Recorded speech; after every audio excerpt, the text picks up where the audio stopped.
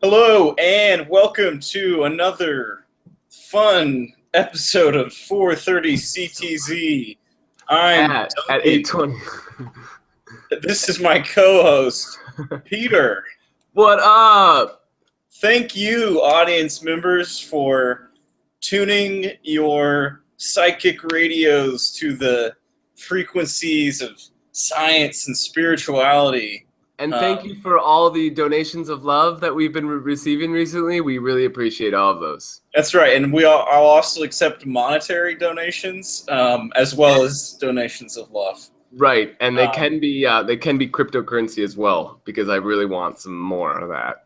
PayPal is fine. PayPal. PayPal. I think PayPal is going to be accepting Bitcoin soon, or I heard that a while back, and I haven't really seen it. Huh. So I would imagine that it would, if it gets big enough, they would kind of have to, but it will happen someday. So what's on your mind, Pete? Well, I actually just wanted to share that since it's a special day in the world of like numerology and astrology and just like kind of like I think human beings in general kind of like enjoy this number 1111. Have you heard of the 1111 concept before? Have you ever kind of like thought about that number more than usual before? No, I can't say I really have. I mean, I guess I've heard of like when it's 1, 2, 3, you're supposed to make a wish. Or like something like that, like 1, 2, 3, 4, like 12, 34. But okay. Other than that, I think you know more about numerology than I do. Okay, that's fair. Well, I actually, and sorry, there's a music playing in my background here. Okay, so 1111. I actually just want. There's actually a Wikipedia page for 1111s. So apparently, it's big enough within the world of like of the world of the world that it's an idea that is embedded within Wikipedia. So it says numerologists believe that events linked to the time 1111 appear more often than can be explained by chance or coincidence. This belief is related to the concept of synchronicity. Some authors claim that seeing 1111 on a clock is an auspicious sign. Others claim that 1111 signals a spirit presence. The belief that the time 1111 has mystical powers has been adopted by believers in New Age philosophies. However, skeptics say that Uri Geller's examples of 1111 phenomena in world events are examples of post hoc reasoning and confirmation bias. So, kind of to break that down, some people believe that 1111 is kind of like it's like an awakening number, like just how like a computer is like coded with like the zeros and the ones, like this like combination of 1111 is like some believe it's something that you like remember, and then it kind of like opens you up to this higher awareness of who you are, what you came to do, or why you're here. And interesting, I found this picture, and actually, I'm just going to show. I can screen share, so I'm just going to show this because I was like, oh, this is actually a really interesting picture, and I actually have never seen it like portrayed like this before. So here, I'm just going to show it. Right. Oh, here we are. Hopefully this shows. Can you see that? Mm-hmm. So basically, there's this. You've heard of the Fibonacci spiral, right? I've heard of the Fibonacci sequence. Okay. So the Fibonacci sequence from one, it could look like a wave or it could look like a spiral. And so you got and basically when you break down those numbers, like the first couple numbers are like 1, 1, 2, 3, 5, 8. And so you see so obviously there's that top spiral. There's a spiral that's created out of those numbers. But if you were to put two spirals together where they kind of like come together in a middle point, and then you look at the four numbers that are closest to each other, it's the 1, 1 and the 1, 1. So you got that 11, 11.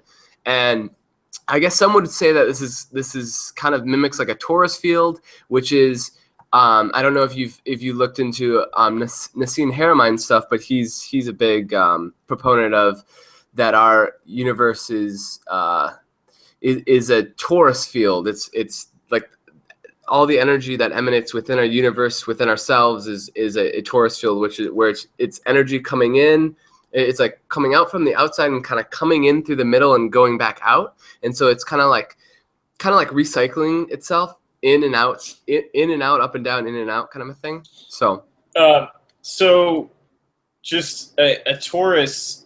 Am I thinking this correctly? A torus is like a donut. Yeah, that's perfect. That's like so he's saying like the universe is a giant donut, basically. Right, or at least that's how the energy flows. And I think that's how they say like a black hole kind of functions as well in a sense. But yeah, overall they say like it's a big black, or it's not a big black hole. It's just like a big kind of like big donut. We're a big donut, and they have models of how our heart fields are similar to that in nature. Since kind of like the as above so below, the macro mimics the microcosm of things, but yeah. So I just wanted to bring up that concept with the 11-11 thing, since it is 11-11s, and yeah. So is there claim then that there's going to be an increased number of synchronicities on 11-11? Yeah, I think that kind of part of the deal, the claim here. is that the buy one get one free deal? Yeah. Buy one 11 get one free. Yeah, right. Well, I think a lot of especially kind of new age or numerology or kind of astrology based kind of, I guess,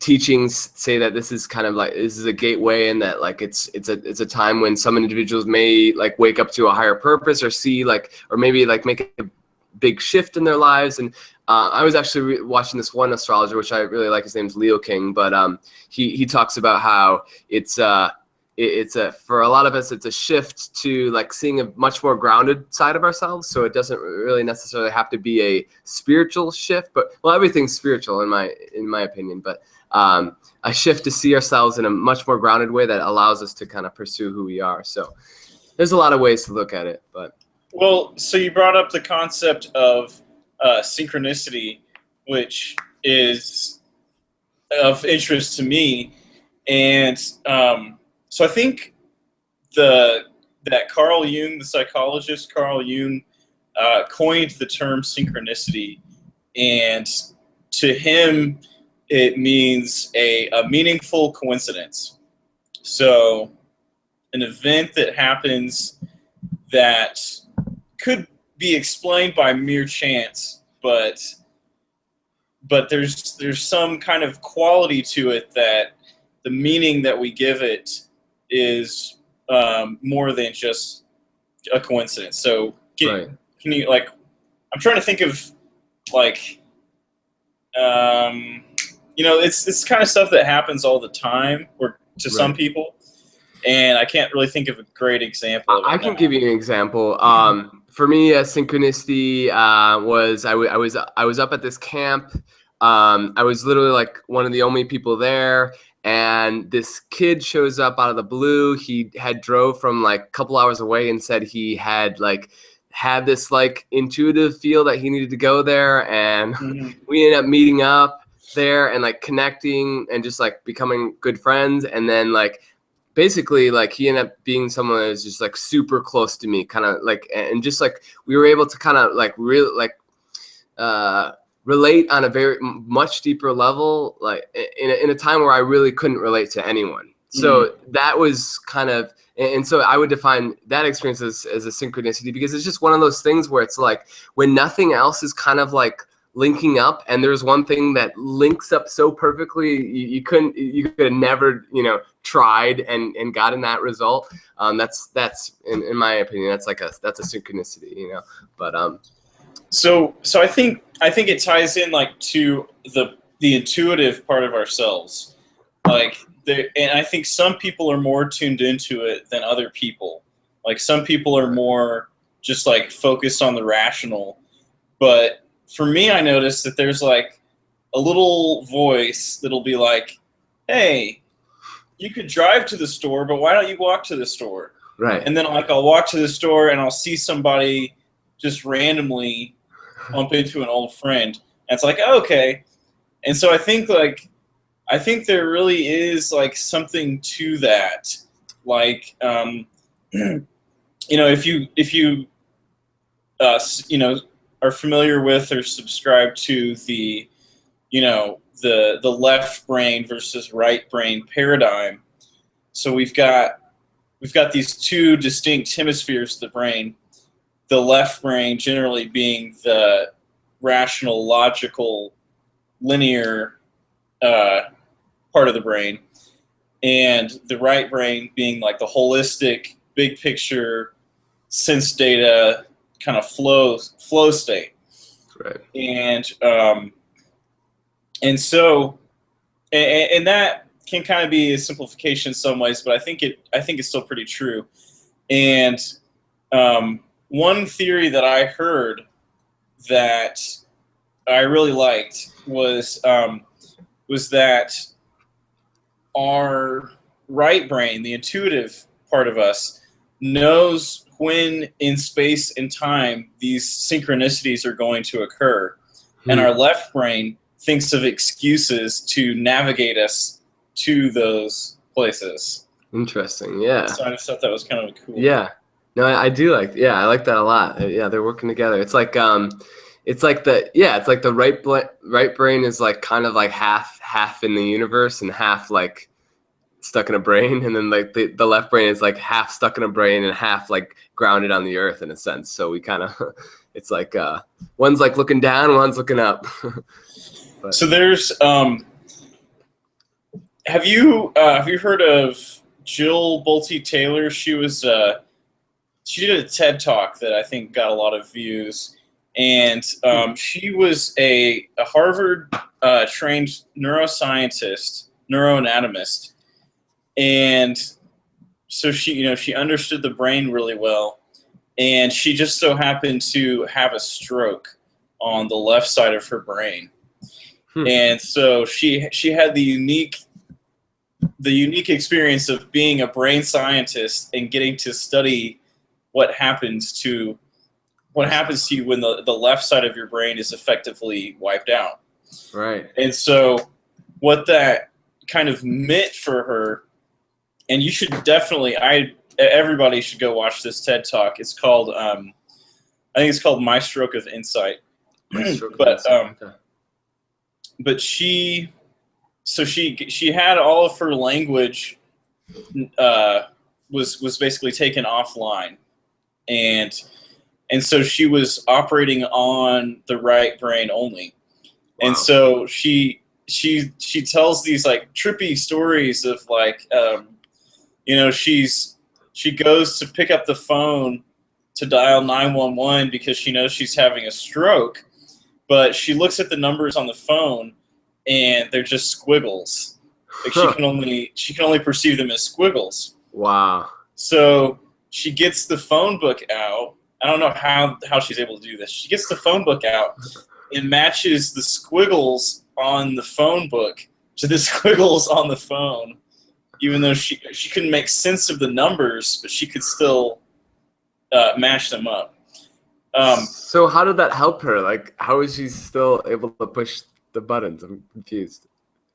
Like she couldn't, she couldn't see which one. She couldn't perceive which was 911, but she could match the squiggle on the book to the squiggle on the phone. Oh, okay. Oh, I see what you're saying. There's a picture of a book. Okay, gotcha. Okay. Like it was the number 9, but the language part of her brain had been knocked out, so it didn't look like she had no concept of 9 anymore. Right. It was just a squiggle. Okay. but she could still match them up. Crazy. And so she basically, the way she talks about it is very emotional, and she was kind of in a situation where, when she was in the hospital, it's like she didn't really want to come back. And she wouldn't have if, she hadn't have had these great therapists and her mother and all these people convincing her that it was worth it to go through the painful rehab of learning how to be a human again. But she talks about like basically being in a state of unity with all that is, or with God. And just like kind of being in this enlightened place. And like she says, I was God. And of course that's gonna like trip a lot of people out, and like that's gonna, but like if you can kind of hear where she's coming from, she's not saying that she's was some omnipotent being, but she felt like one with God. She was at one with the totality of the energy of the universe and the oceans and the stars and everything. So it's surprising that she did, kind of ever leave that state, because, but she did want to share what she had been through to other people, and also, sharing the breakthroughs of like people that may be in comas may have a lot more perceptions than we can kind of get to with science. That would be kind of bizarre. It's like, oh yeah, no, he's just tripping out, and he's just tripping out in the universe. He'll be fine. But that's kind of crazy.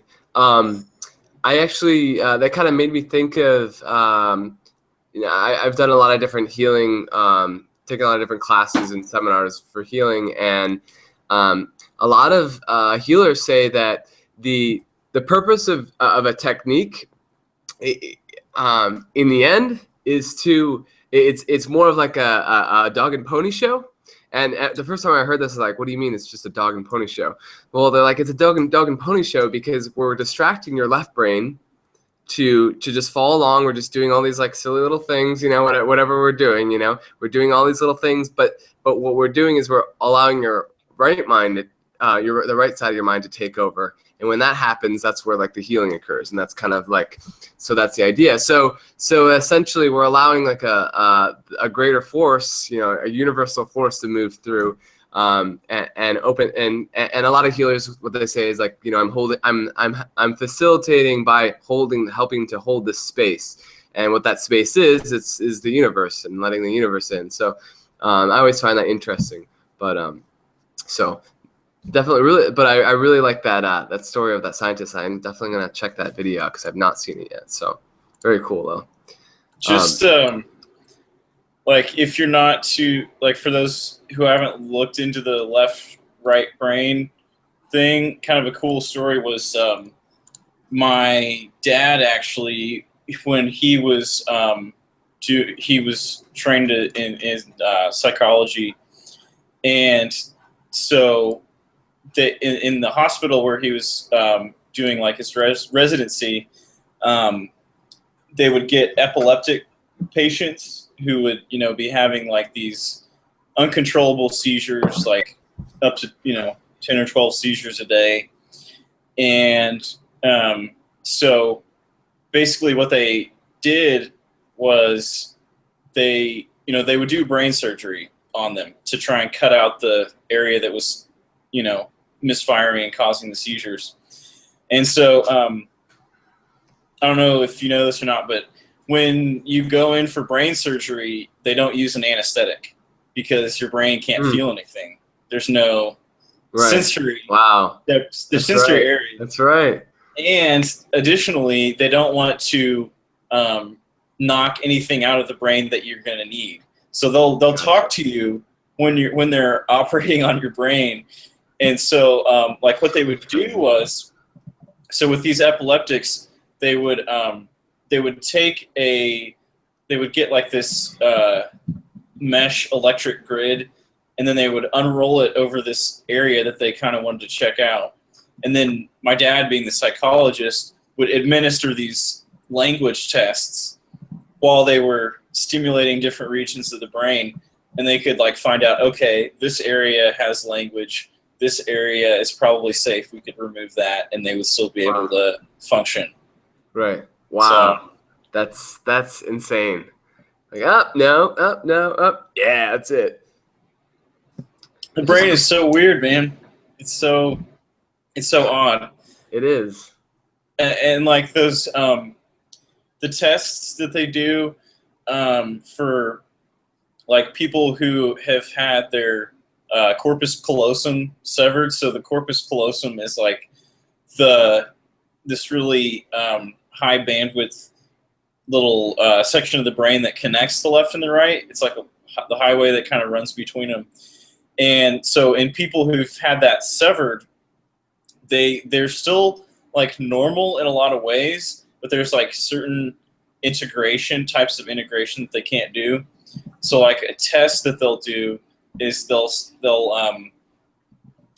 put a blinder in the middle, so their left eye and their right eye are separated by this blinder, and they'll have the left eye look at a card, and it'll be like a cow or something, and then they'll have the right hand like point to the word, that this represents, and like they can't point to the word cow because the concept cow can't get from the left to the right because it's been severed. Right. But they can kind of like they'll like know that it's like something related to like farming or like something like something kind of in that area. So it's just wow. It's so weird. I was a neuroscience person, so this is kind of stuff I like to study. Yeah, it's almost like a holographic perspective in a sense, because I mean, you can give like a hologram of something, and you can like identify it to an extent, but like not like it's just like like I can identify to an extent, but I'm still not completely clear what you are. Have like a very good idea of maybe, or but then you need all the other kind of like pieces to like make it like a full image, a full reality. But that's kind of that's cool. I'm curious if that's how our brains work as well, or in a holographic way, but.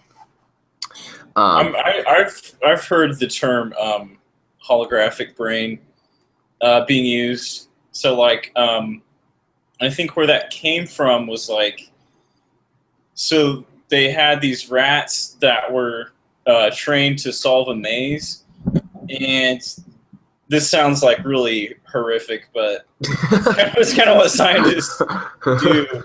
But they would like destroy like slowly like larger and larger portions of their brain, or like somehow I'm gonna pretend like they didn't just like destroy these rats' brains, but they did something to where they couldn't access the memories. But what they found was that they could still solve the maze even with like a big portion of their brain. Like there was no specific area that was like them solving the maze. It was like the memory of how to solve the maze was like stored over the entire brain. Right. So it's not like a computer where it's like in a specific file folder. It's like built into the web of the whole structure. That's that makes me think of there's this book that I read a while back. It's called The Field. And I was looking up the author, but my keyboard's being weird.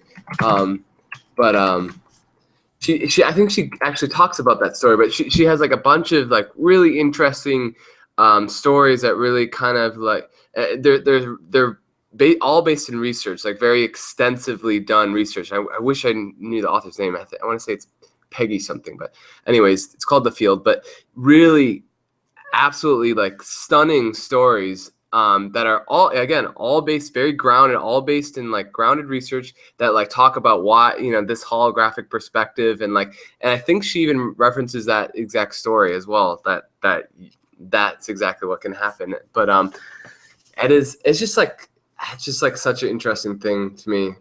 And I'm just curious I think we'll learn more about ourselves through the development of like actual holographic technology, that's just is like kind of like on the verge of coming out. I know that I think it was Dell.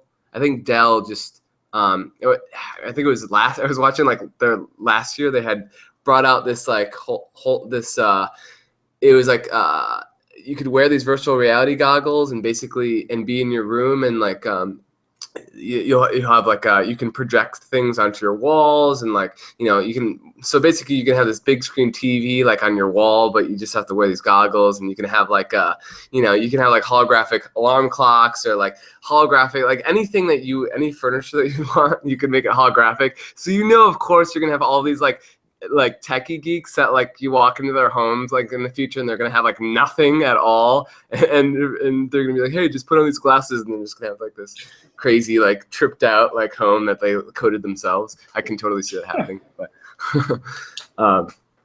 but yeah, it's a crazy world. But actually, I had a story that kind of going back to the concept of we were kind of on bio. Oh shoot, we were kind of on bioengineering or bioengineering. What were we talking about before that? That was kind of bioengineering. Maybe it wasn't. The brain stuff. The brain stuff. Yeah. Okay. So this isn't really brain. This is but it's a very interesting story. It's I'll just read the title. Genetically engineered algae kills 90% of cancer cells without harming healthy ones. So basically, there's this guy named Nico Volaker from the University of South Australia, who's worked with a couple researchers from Germany to engineer this algae, what they do to it, they've engineered this algae to be able to like go into someone's body, target cancer cells, and kill them without harming the non-cancerous cells. So obviously, whenever you get chemotherapy, it's like you're kind of helping, but you're also really hurting. You're just killing all of your cells, and obviously it's a painful process. And basically, the goal is to like get you to a point where you're almost dead, and then bring you back to life, essentially. By killing off as much of the cancer as possible. And with this would be kind of an interesting approach. What's cool, what they did is they engineered this algae to have a to essentially produce an antibody binding protein that's on the surface of their shells. And basically what it does is that specific antibody binds only to the cancerous cells. So basically once you consume this algae, like it's going directly for the cancer cells. And so they load up and they load up with, and this is kind of the funny part, they load up the algae with like this all the chemotherapy drugs. So which it's like, I don't even know how they do that, because you're just talking about these like extremely small algae. I'm just curious like how that process goes down. But so they load up the chemotherapy drug into the algae, put it into your body, and it finds the cancerous cells and unleashes the toxins onto them, and they die. So, and from what it says in this article, they were able to kill 90% of cancer cells in cultured human cells, and also the algae was also successful at killing cancer in mice with tumors. So it's like at its very beginning stages of testing, or it's like very new, so it has like years to go before it could be like a very practical use to humans, but something that's interesting, using nature to solve our problems. So then once you get this treatment, are you like part algae, or are you like part algae, part human? Yeah, basically you start turning green, and like eventually, like, yeah, it's just like the only side effect is you turn green, and like you suddenly like have this strong appetite for sushi. So it's like a weird thing, but it works out. I saw a cool art. I mean, that's awesome. That sounds really hopeful. In terms of what technology and the internet's doing to bring people together, I don't know if you saw this, but that Skype is now supporting real-time translation. Wow. For multiple languages. So wow. It's now the desktop version of Skype is going to be able to translate English, French, German, Italian, Mandarin, and Spanish. And so now you can hold a conversation in any of these languages without needing to learn a language. So, I mean, if you think of like language is this huge barrier that that separates people and nations and cultures, and now we've got this like Star Trek level technology to where that's all going to start to break down, and it's going to happen more and more rapidly as awesome. as things speed up. So do you know if this is it a like speech to text? So like when like if your buddy from Germany is talking, are you gonna like receive his input in text, or does it actually give it like a voice translation? It's saying that you can enable translation for audio and video calls, or you can translate instant messages in 50 languages. So it's unclear whether it would be text or just like kind of like a Siri voice or something reading it to you. Right. I'm sure you can choose either way, but yeah, that's interesting. Wow, like that would be like absolutely awesome. I feel like I want to go make some friends in like China now and talk to them. And now you can. I mean, now you can. the profession of translator, I'm sure, will still be around. Right. But this. Wait. Definitely breaking down barriers. Except I think Skype's probably blocked in China, so we're still screwed. Dang it. You can make friends in Japan. Okay, Japan. Close enough. Yeah, that works. That's really awesome, though. I like that. Speaking of technology, this is kind of another step towards making virtual reality more reality like more virtual. Well, there's this we basically ever since the Oculus Rift has come out, there's been a huge kind of spike in interest in the virtual reality gaming world. I mean, like there was interest like multiple years ago, but I don't think that we were ready to really like step into it. So now that Oculus Rift is like big time now, we have like a lot of other kind of companies come out of the works, and there's this one called and I'm looking for the name here. I just had it, but basically what they do is they have this device that that attaches to your hand, to your elbow, and to your biceps. And I'm gonna screen share this too, so you get a picture of what I'm looking at here. But so essentially, what it does is when you're playing in the game, like with your Oculus Rift, like if you go to like punch someone, you'll immediately feel like a snapping sensation or like a tapping sensation. And I can actually show you this. So, so basically, yeah. Cool. Can you hear it? It's like snapping on them. I can't really hear the audio. Oh, is that okay? Well, it's basically like so it's snapping on them, and it basically just kind of is. So it's got this it does like a muscle. It's got like an electrical impulse that kind of like shocks your arm, not to the just to kind of like cause your arm to go into a reflex. So like when you punch or like when you get hit by something, you react in a way that you would in real life. So kind of just like a very subtle sort of effect, but I think it's something that like can help you convince yourself that you are in another world. So kind of an interesting thing. Cool. So I thought this was kind of interesting. So Google, they're investing in this.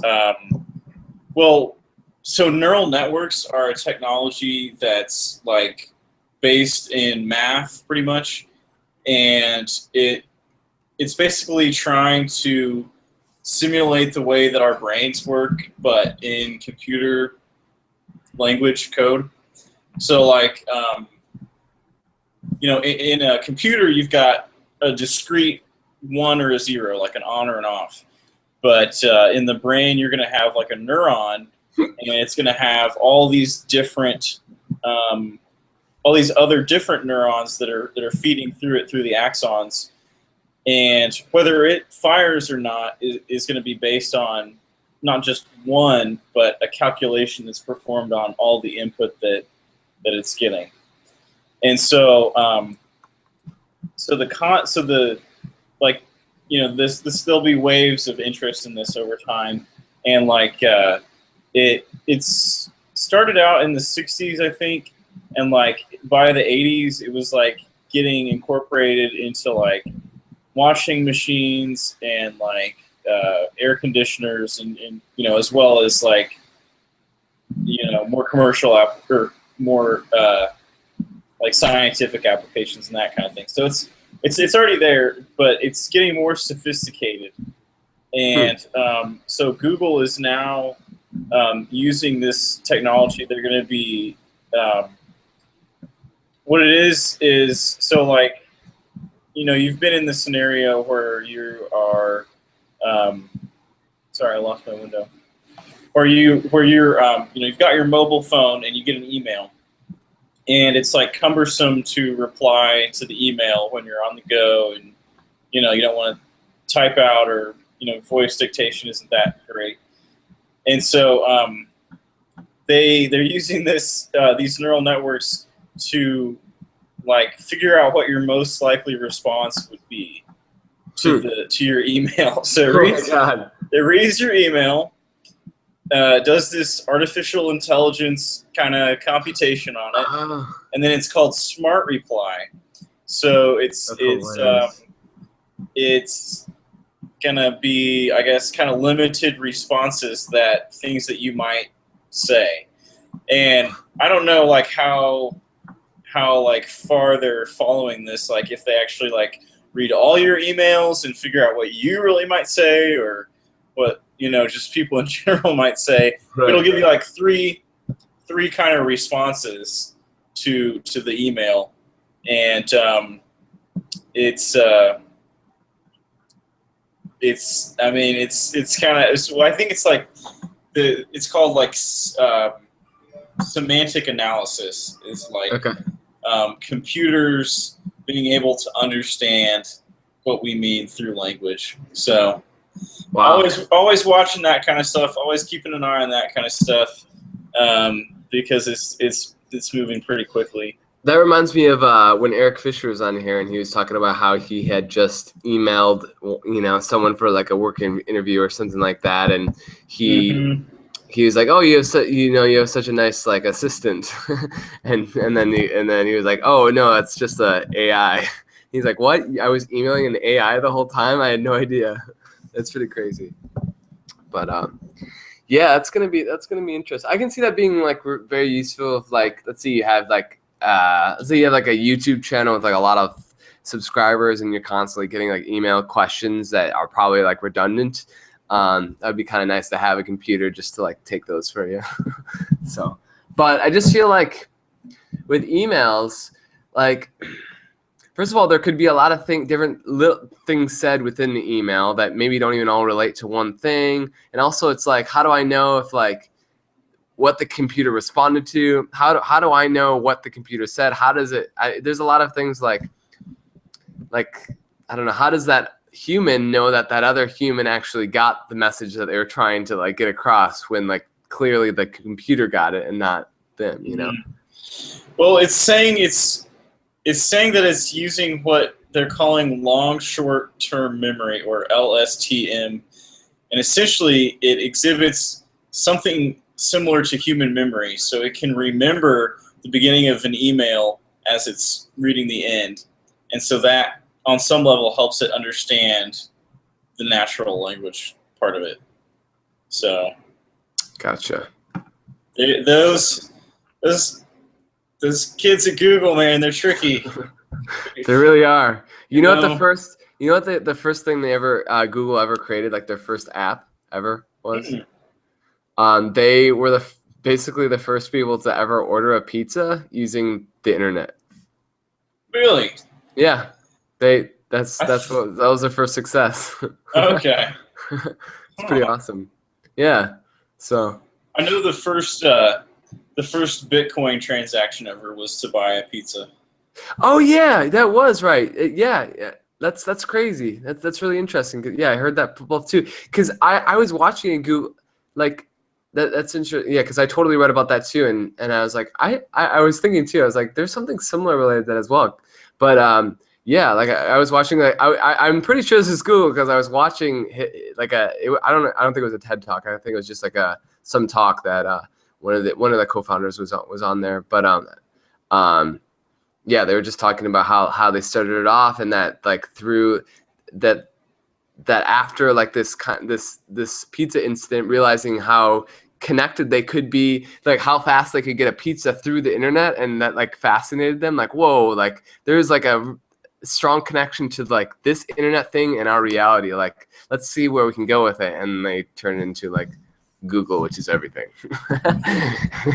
They turned it into God. They turned it into God. Yeah. So it's kind of crazy. I had a funny incident.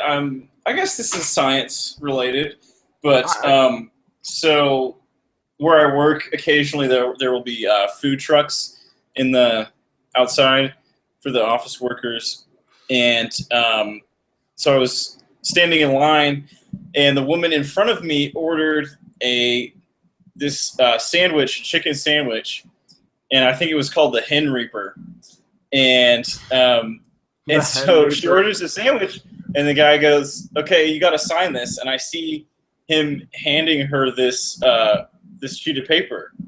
And so then, of course, immediately once I saw that, I was like, I gotta know what this is about.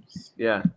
So I ordered the sandwich, and it turns out that to get this sandwich, you had to sign a waiver because it had a sauce made from the world's hottest pepper. Wow. And so apparently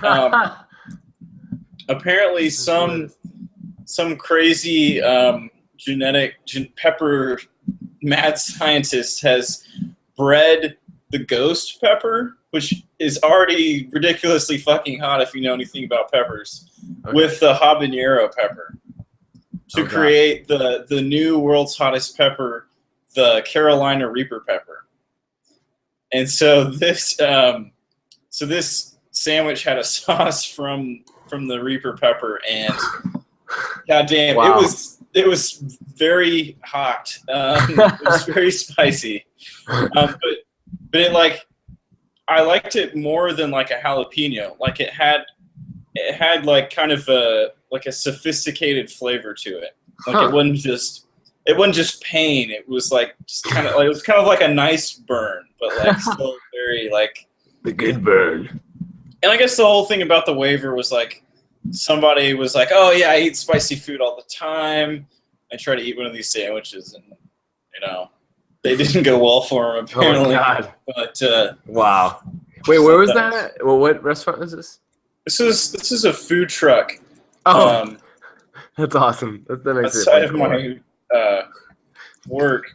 So everyone go check that out. The food truck outside of Duncan's work. Okay, wait. So how can I show a picture? Just of this. The left side there should be a green button. That's the second button down. Says screen share. Okay. So this, can you see this? Yes. This is the Carolina Reaper pepper. Wow. I mean, look at that fucking thing. That looks. It looks creepy. It looks like something I would not want to bite into. No. Looks like chicken's feet almost, or like a really, I don't know. This looks like pruny chicken's foot.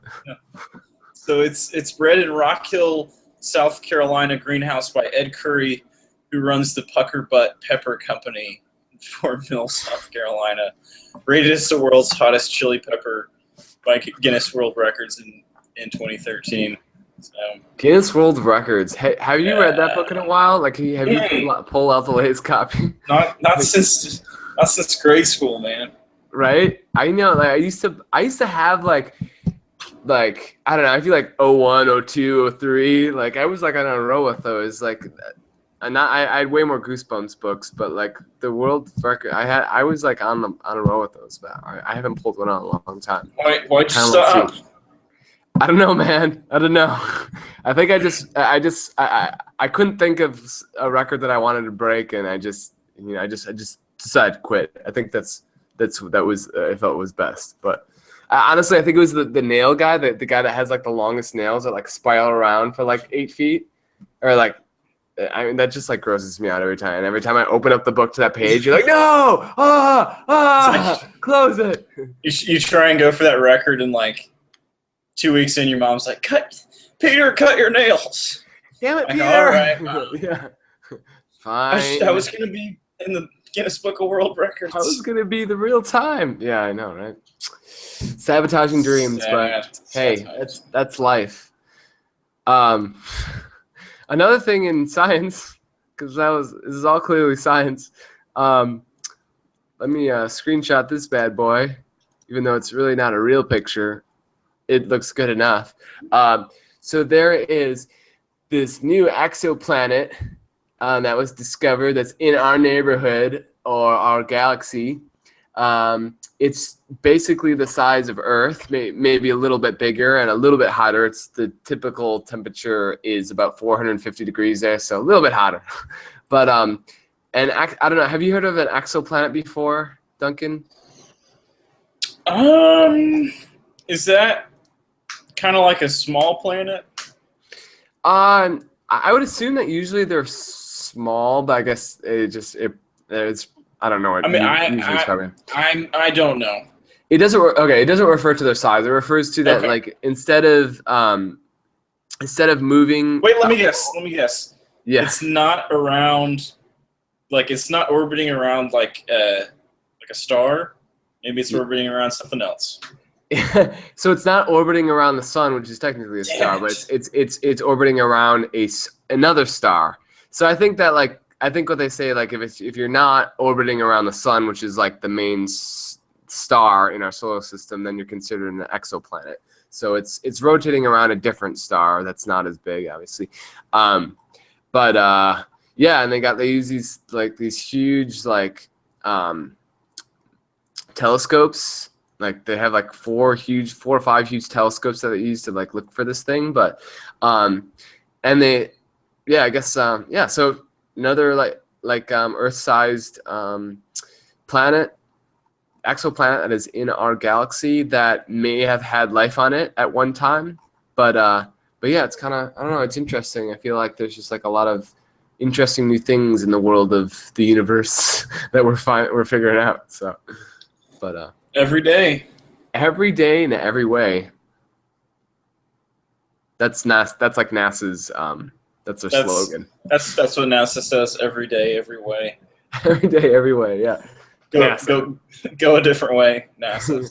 Isn't NASA considered a non-essential need to our civilization? I do know that. What was that? There was some movie about going to the moon or something that came out recently. Not The Martian, but the idea was that to make a Hollywood movie about going to the moon or going to space costs more than NASA gets to actually do the mission. Are you serious? Wow. The making of the movie has a bigger budget than the actual NASA mission. Well, yeah, that makes sense. I mean, like a big time movie is like $100 million. I mean, still, yeah, I guess. I mean, that's crazy. Yeah, it is. I mean, it's kind of like, where's our, what are our priorities? Well, right, exactly. Where are they at? I mean, yeah, I think that it just kind of just shows where we're at as humanity. I mean, we right now, I don't feel like we have a great reason to search. We don't have the greatest there's not a major obstacle that's forcing us to look outside of this planet, So I don't think it's kind of one of those things that it's not something that we truly value until we have a reason to value it. But for now, we're just gonna watch really awesome movies. I mean, all the happening stuff is going on Earth. We already know that. So yeah, right. Who gives a crap about go to anything Mars? else? It's cold and dusty. Right, and sure, there might have been water on there a long time ago, and it's it's not even that great. So why even do it? If we can't start a war with the Martians, there's practically no reason for us to go there. Really not. And if we can't advertise or who are we gonna market to? Who are we gonna sell to? Where am I gonna go to buy a Coke? Where's my McBurger? It's not even worth it to me. A lot of potential pitfalls with that. I wonder what I bet there's gonna be a huge controversy. Let me probably within the next few years where a big corporation is the first one to embed local advertising on a planet that is not Earth. Like McDonald's just posts down a big M on Mars or something like that. You see that? I bet they would if they could. I know they really would. Mars. Well, I mean, I think NASA it kind of has tentative plans to send humans to Mars, but I'm pretty sure it would be a one-way trip. You wouldn't get to come back once you go. Yeah. Oh, I have heard of actually, and I don't know. Yeah, I think you're probably close to right with that. Because I heard they're seeking volunteers, and they selected I think it was 1 or 2 years ago. They selected a couple volunteers to go to Mars, and they've been training ever since. So, so there is a launch date set for that. Yeah, and that would be kind of crazy. Yeah, I think their goal is to just go colonize on Mars, and just don't come back. Go do your thing. That would be, I don't know. Have you ever thought about that? Really thought about what if I, decided to go to Mars, and I wasn't coming back ever. I was leaving everyone behind, Have you ever thought about that? Really thought that out? Yeah, it's trippy. Maybe not as much as you have. It's just man, it's one of those things where it's whoa, what if that really happened? It's kind of crazy.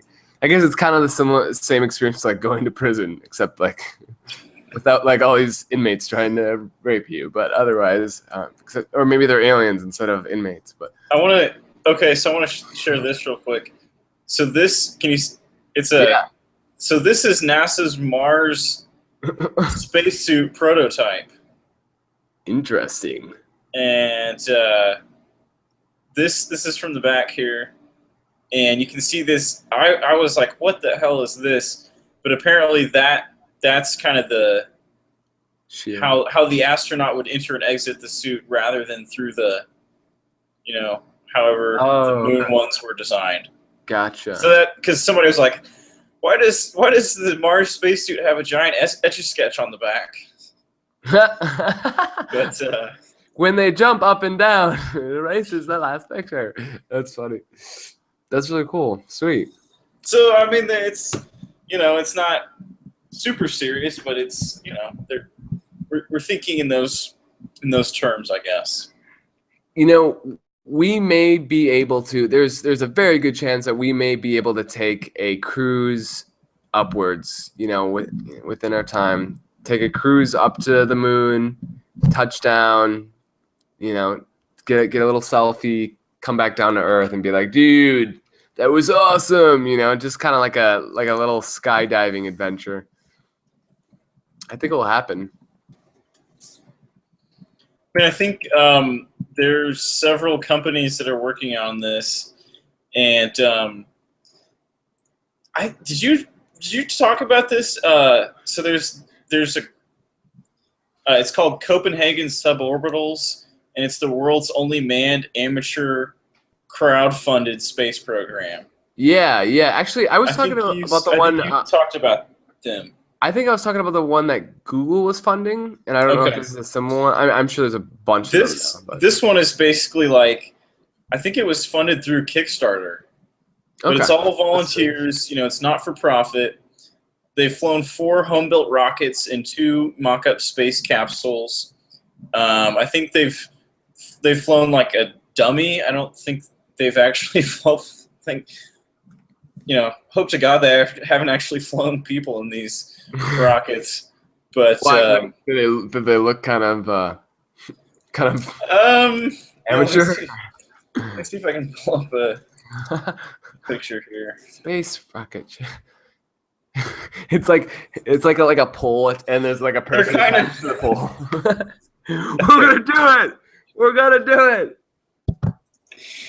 So this is kind of like. Oh wow! Almost is what I was thinking. Oh my god. There's not a lot of. What? That would be the trippiest experience ever. There's not a lot of room for like fuck. Yeah. Wow, Wow. there's not a lot of room for fuck ups in this thing. Like it's just, wow.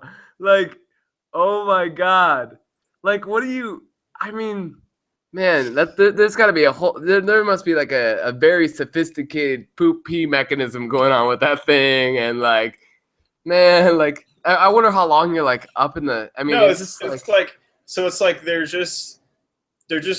not trying to get into orbit, but they're trying to get to the suborbit. So I guess yeah, okay, that's kind of like where kind of you're in space, but you're not. You're good not enough. in orbit. Good enough when you're like that would seriously be the most trippy thing you could probably do, like from on a human level. Like that's like, you know, I mean that's like, oh yeah, I went skydiving. Oh yeah, I went up into like the stratosphere, bitch, you know, and came down in this little tube thing. I wonder how long that takes you to like. They talk about how long like the flight time or like the trip lasts. Like, is it like just a day or like? It probably doesn't even say it on there, but like that would just be the trippiest thing ever. I mean, I'm pretty sure it's just kind of like you know, go up to this certain altitude and come back down. I don't think they're actually spending much time. Yeah. In space. Wouldn't you like pass out though? You know, how would you not? God damn. I know, right? So it's like you're like passed out for like half the time. Maybe like you wake up as you're coming down. I don't know, but either way you can say your body did it. I don't remember if my body did it. So the first full-scale test launch was aimed at 30 kilometers altitude, and was conducted off the coast of Bornholm, and wow. This is a Danish company. Okay. And the vehicle carried a crash test dummy Rescue Randy instead of a human pilot, with manned flight not being planned for some years. Gotcha. So the success criteria was the completion of the sea voyage and countdown with launch, and recovery planned as a bonus. So nice. And did they recover it? Yeah,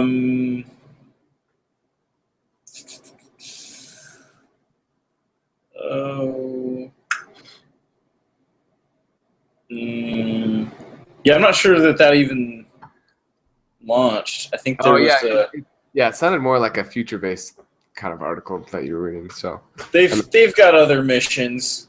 I think they have had some successful launches. Yeah. I have to read more about it. That would probably be a good opportunity for like Guinness Book of Records like achievement. You know, dumbest person to go to space. Yeah, do they have like subjective new like subjective like Guinness Book of Records?